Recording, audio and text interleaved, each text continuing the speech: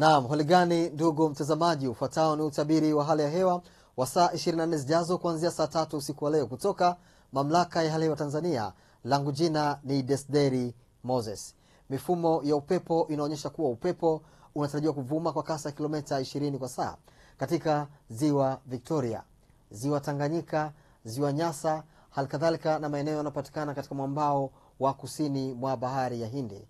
Kwa upande wa maeneo ya pwani ya kaskazini ya Bahari ya Hindi, upepo unatarajiwa kuvuma kwa kasi ya kilomita 30 kwa saa, huku hali ya bahari inatarajiwa kuwa na mawimbi madogo hadi makubwa kiasi.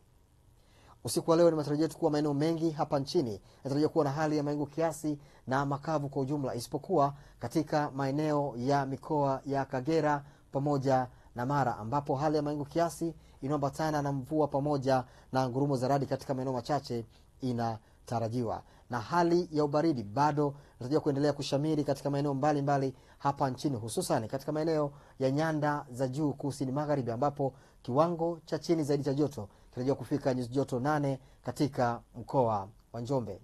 Na kwa siku ya kesho ni matarajio yetu kuwa hali ya mawingu kiasi, mvua inaambatana na ngurumo za radi katika maeneo machache na vipindi vya jua inatarajiwa katika maeneo yote yanayozunguka ukanda wa Ziwa Victoria, katika mikoa ya Kagera, Geita, Mwanza, Shinyanga, Mara pamoja na mkoa wa Simiyu. Na maeneo mengine ya nchi yaliyosalia, ndugu mtazamaji, yanatarajiwa kuwa makavu kwa jumla. Na kutoka Mamlaka ya Hali ya Hewa Tanzania tuna la ziada hadi wakati mwingine. Alamsik.